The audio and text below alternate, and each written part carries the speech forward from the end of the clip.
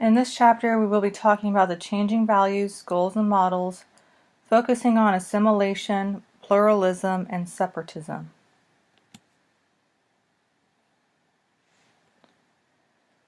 So we're going to focus on minority groups and various movements, various tactics that they've used to strive for equality and equity. Even with the end of de jure segregation or law that permits segregation, people of color still did not come to full participation in American society. This is pointing out that although laws change, behavior does not always follow through.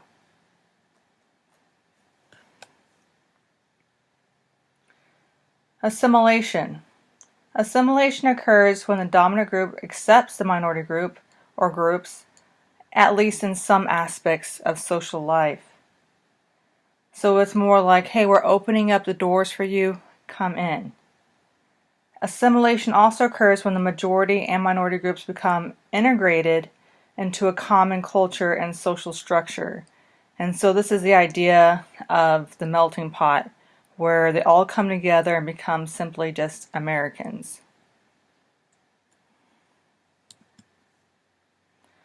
Various types of assimilation that we're focused on here is cultural assimilation and structural assimilation.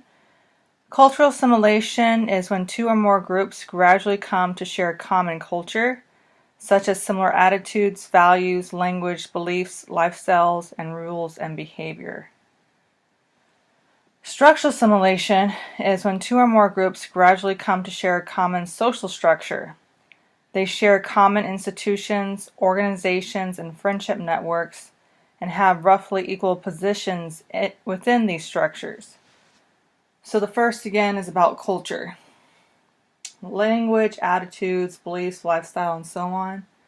This is the easier form of assimilation. Structural assimilation is very difficult to achieve, where they're all at the same level, where they're integrated equally in all forms of institutions and structures, and that they come to see one another equally as almost the same, but respecting differences amongst one another.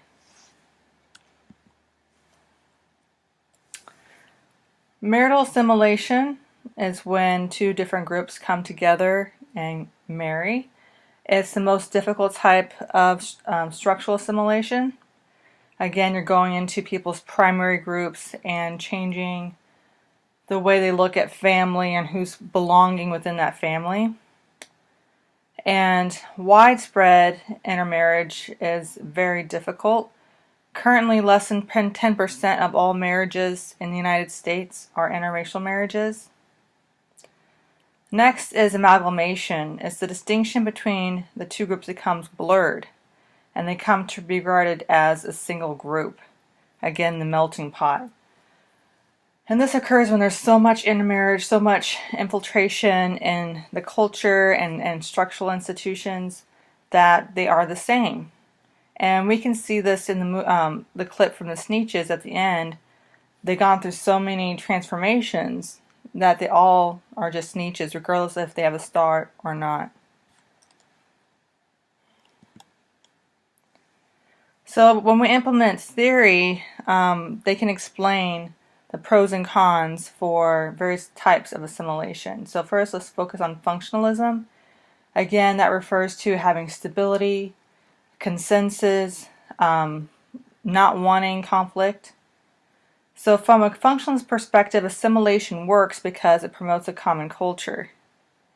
And solidarity is needed for society to grow and prosper, so people working together in unity.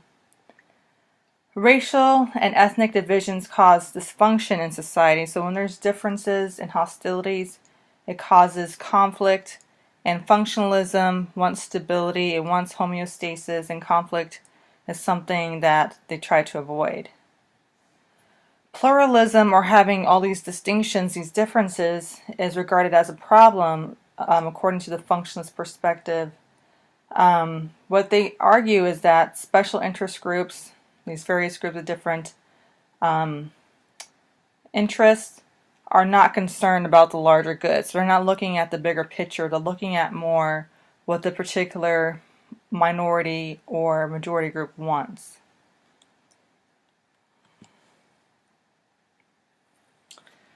Assimilation is the only realistic way to obtain racial and ethnic equality. Again, having these groups become very similar to one another, and usually it's the minority or subordinate group becoming more like the majority group. Ethnocentrism, or the idea that your group is superior, will occur if racial and cultural differences exist. And so what they're arguing is that if we have these differences, of course there will be prejudice, of course there will be discrimination. If we'll just try to blend in, become one group, then that wouldn't be a problem. Acceptance of racial intermarriage is regarded as a solution to racial problems. So essentially becoming so integrated and marrying within each other's groups where amalgamation happens, where we all are like one another, is the end goal. So the idea that mixed race people are symbols of this racial harmony, racial rainbows where everything is equal, everyone's the same, is what they're focusing on here.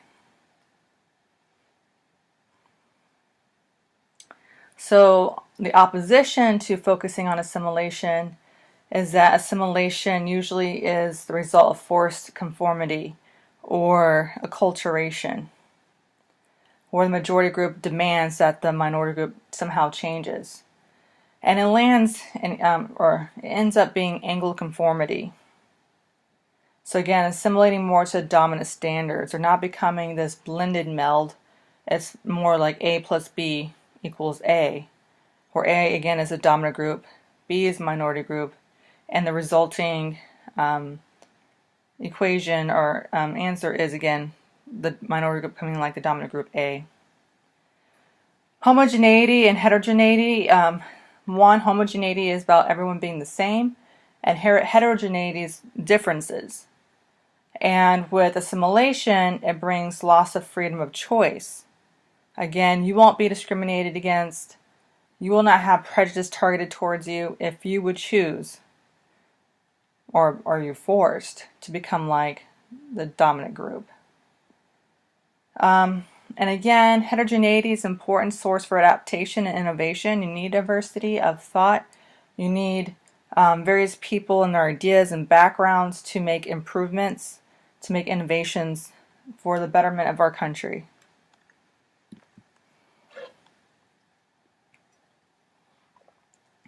Next, we're going to focus on pluralism. You may have heard this term in some of your classes. It's also called multiculturalism. And this is defined as some shared cultural and social structures, although separate and distinct aspects exist among racial and ethnic groups. So some things are shared, however, the distinctiveness of each group is still kept intact. So we may see separate subcultures, we may see distinct social institutions and primary groups. So instead of looking at the end result as a melting pot, what we should think about more as an analogy of a mosaic, where all these different pieces come together to make a beautiful larger picture. None of these pieces have to change. They can keep themselves distinct, but still promote a better society. So now we're going to focus on cultural pluralism and structural pluralism. Cultural pluralism is a pattern in which different racial, ethnic, or other groups retain cultural features that are specific to each group, but hold some others that are common to all groups in society. So again, distinctiveness plus what's the same amongst all the groups. Structural pluralism is two or more groups operate within common social structures up to a point, but some institutions, organizations, and patterns of interpersonal contact are distinct and separate for each group. So an example could be the religious diversity that we have in our country. You know, some people go to synagogues, some people go to churches, others go to mosques and various things like that. But again, they're all part of our common culture. So faith is common, but how they do faith is different. So when we look at this from a conflict perspective, in regards to pluralism, conflict perspective sees that consensus is not needed. We can have diversity and difference, and it can be okay. In fact, society can benefit from social change that diversity offers. Again, innovation and various backgrounds lead to different ways of thinking. Some groups have more power than others, and so we can't say that equality is already in existence where we can just get along. However, racial equality can occur if groups have the same amount of power and resources. We're not there yet. Until that happens, it's unrealistic to expect complete assimilation.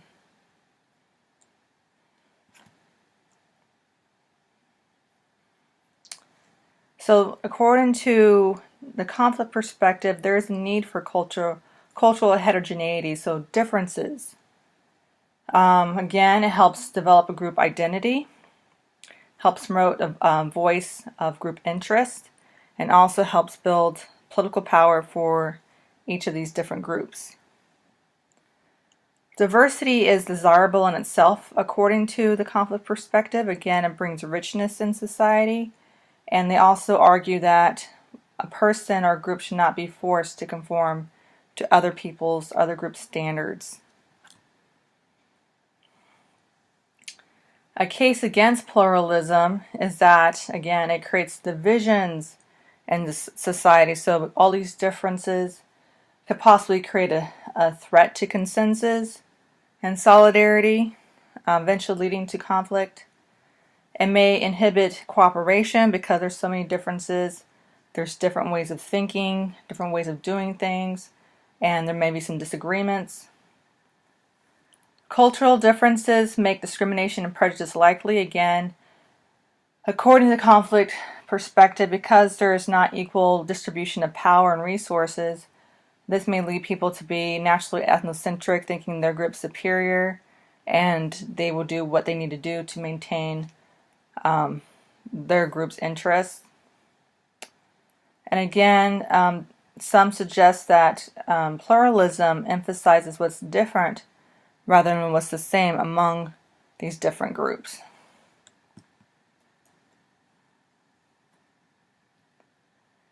And more arguments against pluralism: different racial and cultural groups rarely have equal power. And again, groups with more power and resources are favored. So even if we want to live in a pluralistic society, there will still be conflict.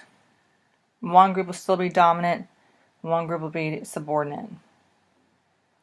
Focusing on racial and ethnic differences places less emphasis on divisions that are really important. So they're saying, oh, race and ethnicity is not really important. What's more important is class issues or gender issues or religious issues, etc.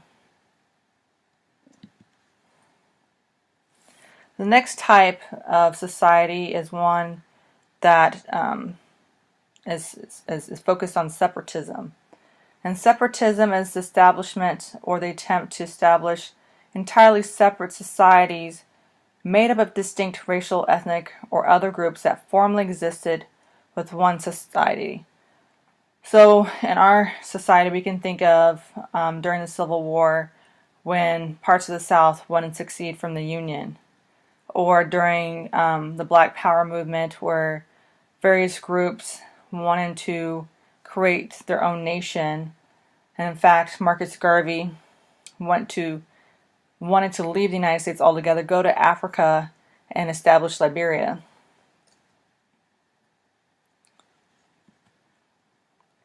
Separatism is effective when it's voluntary, when you want to succeed from a nation. Two groups, and again, it's effective when the two groups are able to gain similar levels of power, so having some sense of equality, and the geographical areas have similar resources. So this area has enough land, enough water, enough food resources. It also has enough space to build businesses and housing, has access to transportation. The case against separatism is that it really doesn't solve anything. It's really an escape from an inequality. Again, another argument is that each group can control its own social institutions and make its own political decisions.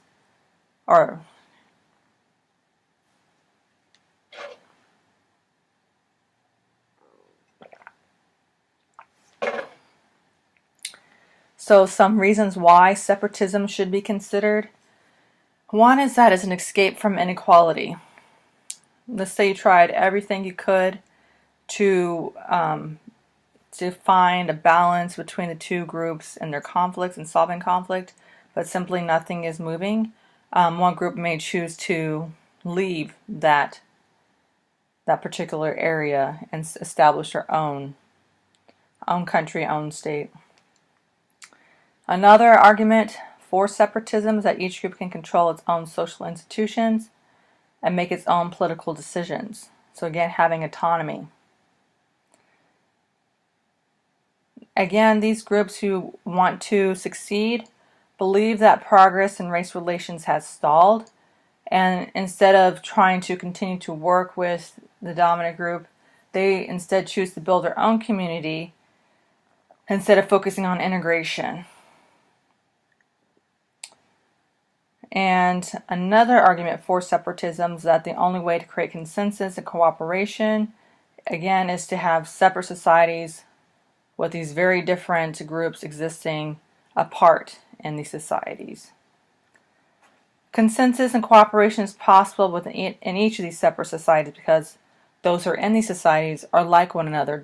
They share the same interests, and they are separated from the other group who is different from them. So, arguments against separatism. In theory, this may not work, but in practice, it usually does. So some arguments against separatism include that this may work in theory, but in practice, it usually does not. Deeply conflicting ethnic or racial groups may become warring groups. So even if they're in separate geographical areas, they will fight against one another, especially if they think that the resources are not equal.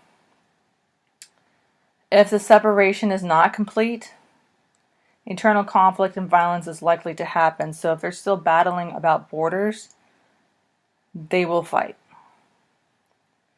It is also impossible to achieve when groups do not have distinct and exclusive geographical bases.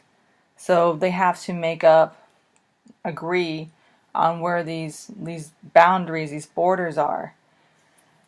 And usually when you're focusing on your own group's interests, you're not really thinking about what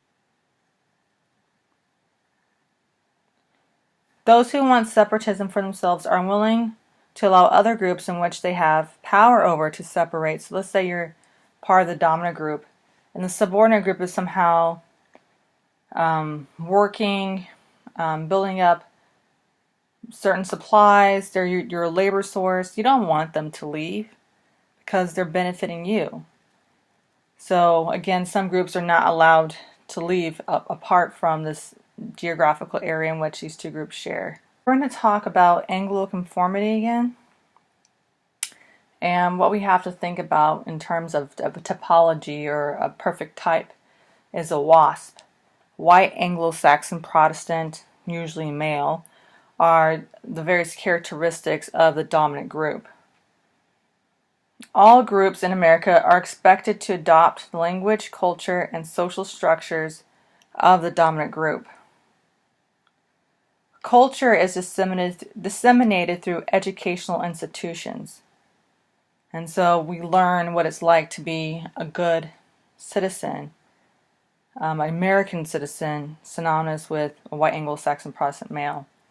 And so issues that come up that cause debate are things like bilingual education, native language debates, and also that many children who are part of subordinate racial and ethnic groups feel pressure to conform And some children want to give up their traditional culture and adopt Anglo-American culture, not because they want to be white, but they know that if they do that, they may be more privileged or have more access to privilege. We're going to focus on the various tactics that specific groups have used to promote their own interests. And one we're going to start with is African Americans and assimilation. The Negro self-help movement was established and founded by Booker T. Washington. He did not want to necessarily challenge white society because he believed that a direct challenge would not have been tolerated. Instead, he focused on and argued that blacks should demonstrate value by improved education, hard work, and demonstration of loyalty instead. He said and argued that African Americans should imitate white middle class behaviors and beliefs to gain acceptance. So integration is what this is mostly about here. The Civil Rights Movement focused on desegregation and full participation in all institutions in society. The goal was not separatism. It was not to have different social institutions. Now for Mexican Americans in assimilation. Most Mexican American living in the United States now are born and grew up in the U.S. They have begun to think of themselves more as American rather than Mexican, and they want full participation in American life.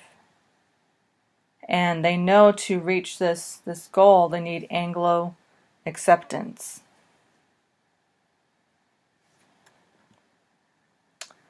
Native Americans have resisted assimilation for the most part. They live in rural and predominantly Indian social settings, which keeps their culture intact. Marital assimilation occurs quite frequently in the Native American populations, and Native Americans are more likely than most racial groups to interracially marry. And this can be due to that they're a smaller percentage of the population, and those with mixed ancestry have been able to culturally blend into the white population. We also see that assimilation has occurred in that, or has not really been focused on or promoted in the Native American culture now, because we see an increase in Native American identification. According to the 2000 census, more than 4 million people identify themselves as having some Native American ancestry. However, most of those who identified had little or no knowledge of Native American culture or connection to reservations. They're simply picking a box on these identification forms for whatever reason they want to.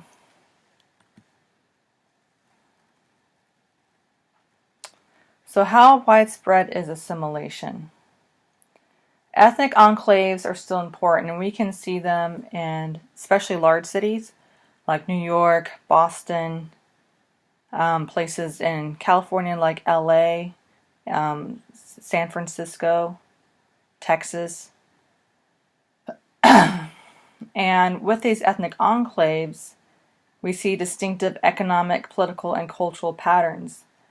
Ethnic enclaves were established to help new immigrants coming in have economic resources, a place where they can express their culture openly with little discrimination targeted towards them. As we spoke about before, structural assimilation is less likely than cultural assimilation. Again, integrating completely into various institutions like education, work, healthcare, and having these things distributed equally is not occurring. Interracial marriages are rare, although they're increasing, and the media may say that certain ones interracial marriages are exponentially growing, but again, less than 10% of all marriages are interracial. And if we want to look at the two groups that have the most social distance, whites and blacks, It's less than 5% of all marriages. Our primary groups, again, our friends and family, tend to remain homogenous, so we're more likely to associate, be friends with, and be family members with people within our own racial and ethnic groups.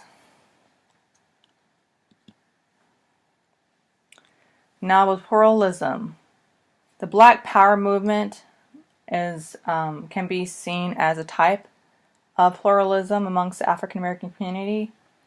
The goal was no longer integration. The goals became self-determination, or full control of one's own lives and roles and statuses defined by blacks. One of the goals is full social and economic equality. With the Black Power movement, they thought that full assimilation is not possible if whites controlled institutions. And with this, education and culture needed to be changed so that we have more Black history, Black contemporary experiences being shared rather than just having something very Eurocentric or Americanized being pushed upon Black children. Separatism also occurred within the Black community. Elijah Muhammad's Nation of Islam, or Black Muslims, is a type of separatist Black community. Membership is limited to only blacks, and this group believes that whites were evil and inferior. And they want a separate membership and black controlled institutions. So separate, totally different, totally not focused on integration, but wanting to have their own existence, their own state.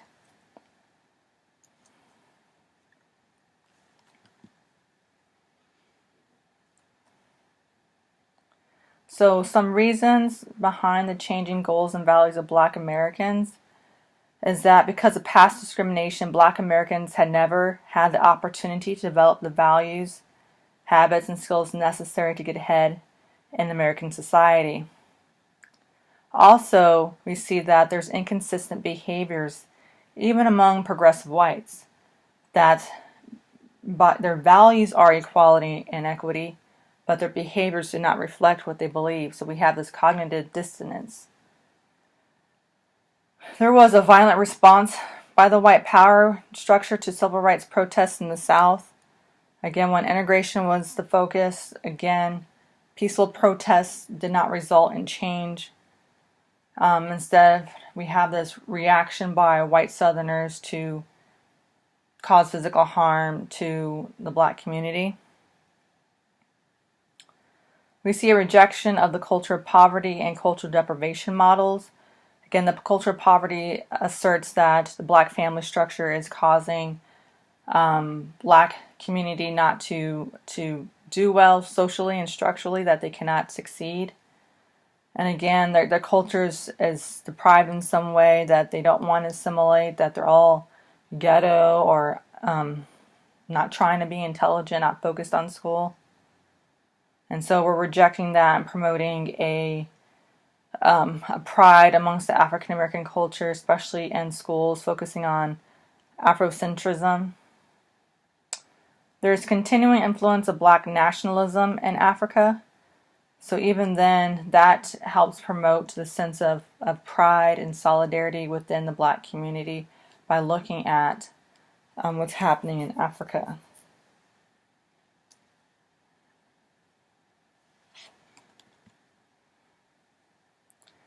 So recent trends in Black attitudes and actions from 1974 to the present, we see a shift away from assimilationist viewpoints. We see leaders like Minister Louis Farrakhan in the Milliman March that promoted Black pride and self-help. We also see a promotion of Afrocentrism and self-improvement. We see that Black people are resisting various institutions that have been oppressive, such as the police military state. We saw a riot burst out, one of the most damaging riots of all time, the Rodney King riot in 1992, which was focused on police brutality. We see an increase in political action resulting in the election of black officials. So finally, using the political voice to make change to elect officials and institutions that have been shut or closed off to black people historically. The goals now are more black elected officials, more black-owned businesses, greater black political control, and greater support for predominantly black schools. Within these schools, a focus is Afrocentrism. It's an effort by African Americans to emphasize and value African history, philosophy, and culture, particularly, but not only in education. So within education, developing a curriculum centered around African American experience and culture, and this is combating the idea of Eurocentrism.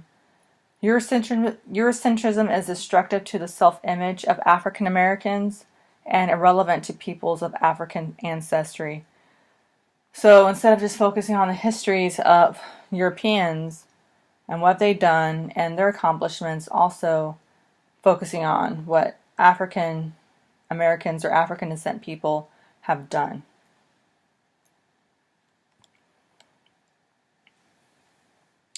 We also see diminished beliefs in the opportunity for better race relations, that things have not changed, although we spent many, many, many years trying to reach a state of equality and equity. We have seen with various elections interference of black voting, particularly in Florida in the 2000 presidential election. We saw the devastation of Hurricane Katrina and how black people had little response to the suffering that they had happened to them. We see increasing school segregation, getting rid of buses that will make schools integrated. We see more schools being bought out, basically with your property taxes, more housing segregation. We see anti-affirmative action initiatives, so retracting what has been promoted in the past and saying, no, we got to get rid of this because it's reverse racism now. However, most blacks recognize and want to interact with whites, so separatism is not the goal here. Some favor neighbor integration, so living around whites. Some oppose the idea of always voting for the black candidate. They want the candidate that's supportive of the issues that are true to them. And some do not object to interracial dating. So again, you love who you love, you vote for who you feel like will promote your interest, and you don't mind living next to someone who's not of your race. So we also have focus on pluralism and militancy among Chicanos. They have turned away from assimilation and emphasized self-defense and building an independent power base. And this type of movement is called Chicanismo. It's pride in Chicano culture and heritage, and it's used to combat forced assimilation or acculturation.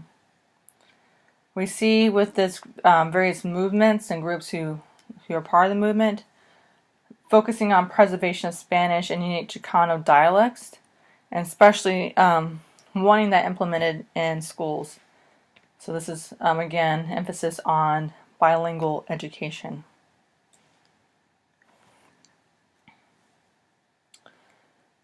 So in the early 1960s, we have various Chicano movements. One, the Viva Kennedy movement, and it's an effort to get Chicanos involved in the political process with voter registration. We also see Cesar Chavez and the United Farm Workers Union strongly promoting improvement in wages and working conditions for those who work in agriculture. They focus on winning labor contracts and bettering the lives and working environments and pay for those working in agriculture. This group also promoted the belief that Chicanos could be integrated into basic American institutions. In the late 1960s, there's a turn away from assimilationist traditions, and towards more militancy. We see that with the Brown Berets. They stress militant self-defense, similar to what we see with the Black Power or Panther movement in the Black community. We see the rise of militant student groups, and one militant leader, Reyes Lopez Terrina, he helped build independent Chicano power base. Those who followed him believed that violence or the threat of violence was the only way to get the Anglo power structure to take demands seriously. Another group is La Raza, and it's a Chicano political party. So some factors contributing to the changing attitudes among Chicanos is the development of the Black Power movement. The Black Power movement was seen as a role model, and they saw through the work through assimilationist groups that the change of law did not guarantee social equality.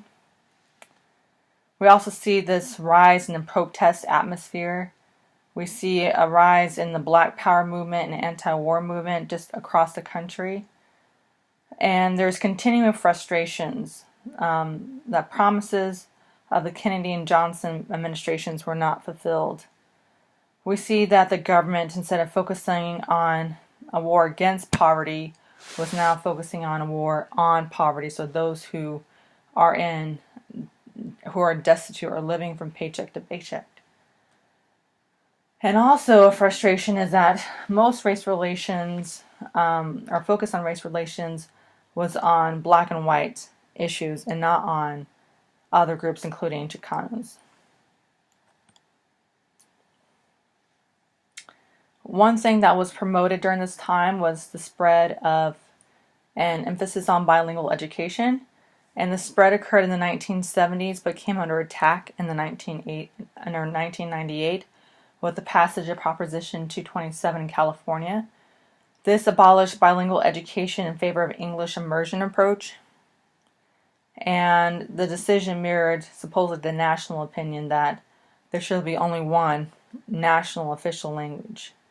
Around 2003, bilingual education was favored nationally, so we see this back and forth when it comes to language in the United States. Some factors that promote cultural pluralism, again, is proximity to homeland. So those with Mexican descent are close to their homeland. And again, this population is geographically concentrated in the Southwest. 3/4 of Hispanic Americans live in 7 states. And we also see the increasing flow of immigrants to the United States, bringing in Spanish, which helps promote the authenticity of the culture. And bilingual education also emphasizes cultural identity. You're sharing amongst people a common language, a common culture. And bilingual education also helps keep that culture intact. Those of Mexican American descent or Mexican descent are generally optimistic about race relations in the United States. They believe that there's a better quality of life in the U.S., and they also are seen to have good race relationships with whites and blacks. We see that those with Mexican descent or Mexican American descent are more likely to interracially date than any other group. However, there's a split on satisfaction with treatment of Hispanics in the U.S. So some still feel like they're not completely part of the U.S. In terms of the culture or in structural institutions. In terms of activism today, we see protests. We see student protests, hunger fasts, and sit-ins to establish Chicano studies at UCLA. So there are some opponents to this who say that focusing on ethnic studies is going to cause divisions and conflict. The United Farm Workers Union is still active, and they're trying to promote new contracts and legislation. and one current leader is Arturo Rodriguez, and he promotes marches to gain passage on the 2002 Agriculture Labor Relations Act in California.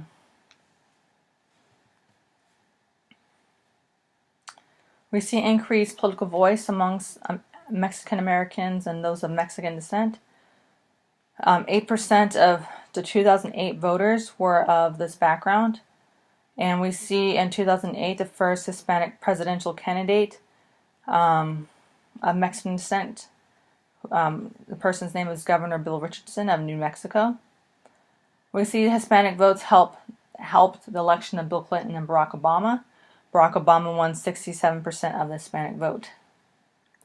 However, we did see a shift of Mexican Americans to supporting the Republican Party in 2003, and this was reversed later due to the passing of harsh anti-immigration legislation by the Republicans.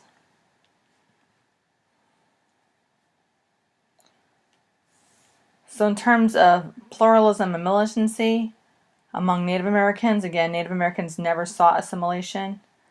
They were more always focused on militant and separatist goals from the start. We've seen an upsurge of protests to reassert land claims and historic status as independent nations. We see a reassertation of treating and fishing rights. We see an upsurge of protests were due to increasing urbanization, where various Indians of different tribal backgrounds are able to come together and form a common American Indian consciousness.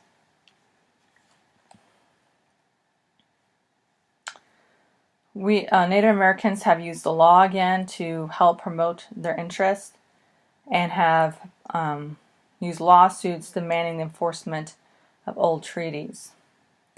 Native Americans have also used illegal means, such as occupations of land and building.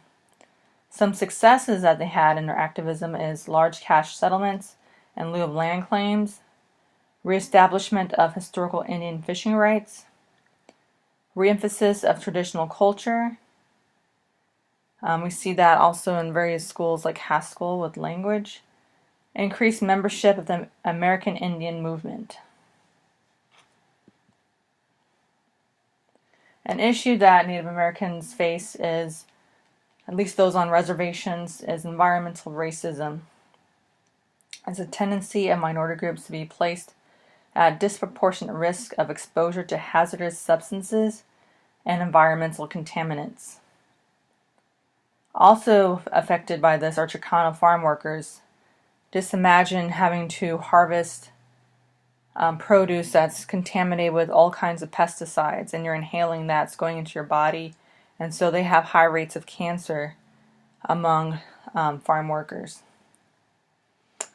Native Americans are exposed to disposal of radioactive and waste disposal companies, and these companies are trying to take advantage of impoverished status of Native Americans by offering tribal councils large amounts of money. So they're trading their health versus this large amount of money. We also see mining and coal companies destroying traditional economic bases of Native Americans. So basically taking over their land by eminent domain, extracting these resources, and not giving any of the profits to Native American groups.